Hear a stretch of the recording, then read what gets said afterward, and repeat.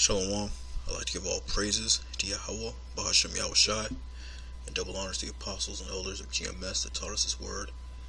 I just want to do a quick little video on the plagues of Egypt, and how the Most High sent different plagues, and plagued the land before He delivered His people in ancient Egypt, and how He's going to do the same thing in this time to modern day Egypt. Because the Most High likes to go out with a bang, so He sent this list of plagues and destruction to the oppressors of His people, right before He delivered them. Here's just a little history on it. I have Exodus chapter 1 verse 6. And Joseph died, and all his brethren, and all that generation, because Joseph was he was ruling Egypt at a time, and that's when Egypt, or when Israel was they were pretty much the Hyksos, the kings. That's the time when they was helping to build up Egypt. But then Joseph died, and another king came in, and kind of that's when we got thrown into slavery. And Joseph died, and all his brethren, and all that generation. And the children of Israel were fruitful, and increased abundantly, and multiplied, and waxed exceedingly mighty. And the land was filled with them. We grew in Egypt. We were flourishing in Egypt. And now there rose up a new king over Egypt, which knew not Joseph. And he said unto his people, Behold, the people of the children of Israel are more and mightier than we. Come, let us deal wisely with them, lest they multiply. And it come to pass, when there falleth out any war, they join also unto our enemies, and fight against us, and so get them up out of the land. He had that fear because there's more of us than them. And he had a fear that, we would throw them into slavery, So he was like, come on, let's just get these guys. Because, we're two different nations, Verse 11. Therefore they did set over them taskmasters, and afflict them with their burdens. And they built for Pharaoh treasures, cities, Pithom, and Ramses. But the more they afflicted them, and the more they multiplied and grew, and they were grieved because of the children of Israel. And the Egyptians made the children of Israel to serve with rigor. And they made their lives bitter with hard bondage, in mortar, and in brick, and all manner of service in the field. All their service wherein they made them serve was with rigor. That hardcore slavery in ancient Egypt, for 400 years. But we prayed to the Most High, cried unto the Most High to get us out, and eventually the Most High delivered us. But He sent these 10 plagues before He did it, to show His power with Moses. It's a quick little review on the plagues. You can read Exodus 7 to 12 to get it more in depth, to actually get the story on it. But it's just a quick little breakdown from BibleSprout.com. The Nile River was turned into blood. The plague of frogs, lice, flies, pestilence that killed the murrain. Pestilence that killed the cattle, sheep. You're seeing a lot of that today with with dolphins and whales beaching themselves, killing themselves. Plague of boils, hail with fire, locusts, darkness, which is probably the worst one, and the death of the firstborn man, the male son. But if you read in the book of Wisdom of Solomon, the Apocrypha, it goes in on the darkness and what they experienced. It's Wisdom of Solomon 17:2. For when the unrighteous men thought to oppress the holy nation, they being shut up in their houses, the prisoners of darkness, and unfettered with the bonds of a long night, lay there exiled from the eternal providence. For while they supposed to lie hid in their secret sins, they were scattered under a dark veil of forgetfulness, being horribly astonished and troubled with strange apparitions. Most High was sending all kinds of spirits on them, man, in that darkness. For neither might the corner that held them keep them from fear, but noises of waters falling down sounded about them, and sad visions appeared unto them with heavy countenances. Like falling waters. Imagine that. You just in this pitch black, and you just hear water coming at you. Floods. That was scary, man. No power of the fire might give them light, neither could the bright flames of the stars endure to lighten that horrible night. Yeah, so when you try to light a fire, you couldn't do it. It was so black. It was just pitch black, man. Only there appeared unto them a fire kindled within itself, very dreadful. For being much terrified, they thought the things which they saw to be worse than the sight they saw not. Yeah, so they couldn't light the fire. They couldn't light one. They couldn't see it. But all of a sudden, they would see a fire in front of them. It was crazy. Most High sent that that vision, man.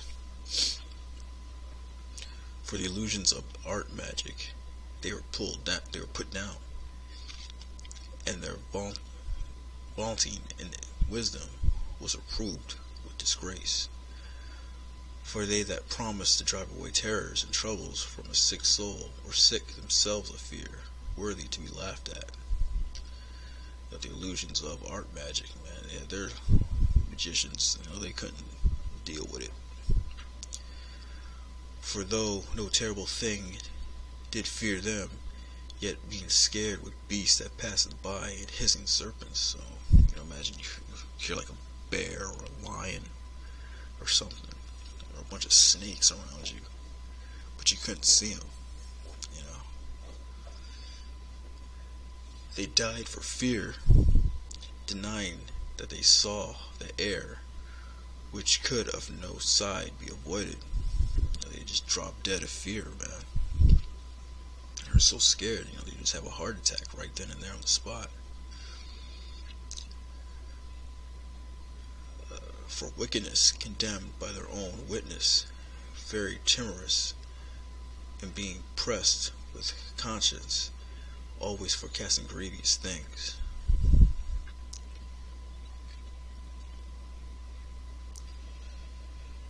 Yeah, man, it was a scary time, man. Most High's gonna bring all that back this time. Skip down to 15.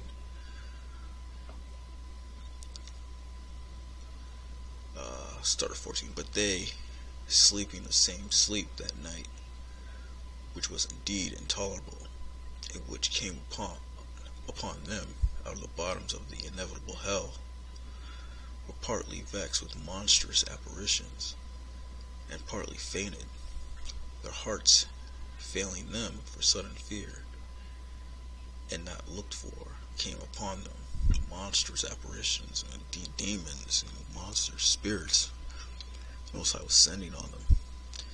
And their hearts failing them, they're having those heart attacks, just dying right there on the spot, dying of fear. All that's going to come again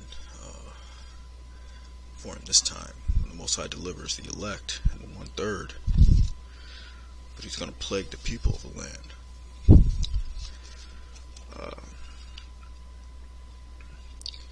This is a 2nd Ezra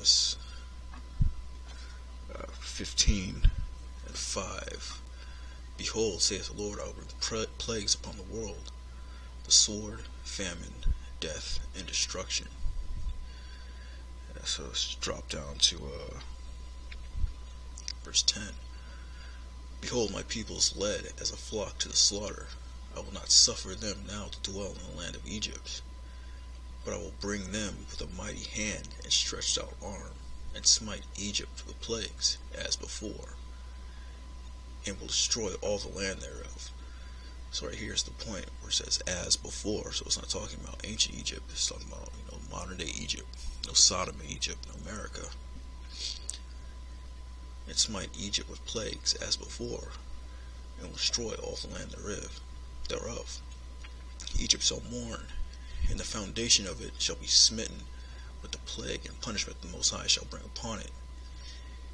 They that till the ground shall mourn, for the seed shall fail, with the blasting of hail, and with a fearful constellation. Woe to the world, and them that dwell therein. For the sword and the destruction draweth nigh, and one people shall stand up and fight against another, and swords in their hand. Yeah, it's talking about them, them riots, man, them race riots. One people shall stand up and fight against another. So race wars is race riots with swords in their hand. It's talking about the gun. The modern day sword is the gun. You gotta have all that hell out here. For there shall be sedition among men, and invading one another, and they shall not regard their kings nor princes, and the course of their actions shall stand in their power, and invading one another, breaking into each other's houses, raping their wives, stealing their food. There's no food out here, so in that time, a man shall desire to go into a city, and shall not be able.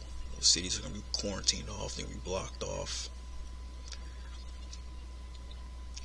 For because of their pride, the cities shall be troubled, the houses shall be destroyed, and men shall be afraid. All these men walking around like they're big and bad and tough. The mighty men shall cry bitterly in that time, man. The man shall have no pity upon his neighbor, but shall destroy their houses with the sword, and spoil their goods because of the lack of bread, and for great tribulation. It's part of the plagues, man. If Yahweh Shem Yahshai is not with you in that day, man, these plagues are going to come upon you.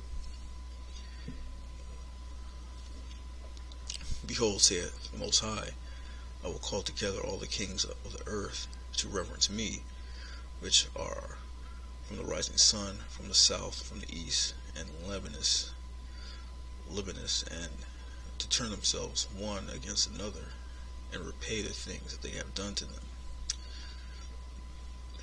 World War III.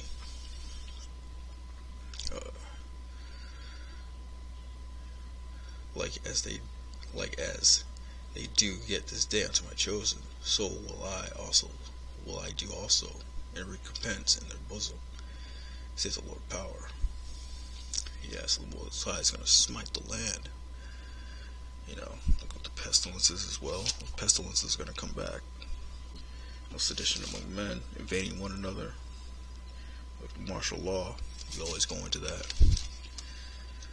So yeah, I just wanted to do a quick little video on plagues of Egypt, then and now, as before,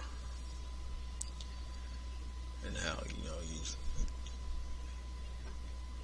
the Most High, gave you this knowledge. Don't take it for granted. Just stay up in this truth, man. Just have the faith and keep pushing on, man. It's gonna get bad. He said, behold, my people's led as a flock to the slaughter. With that, shalom.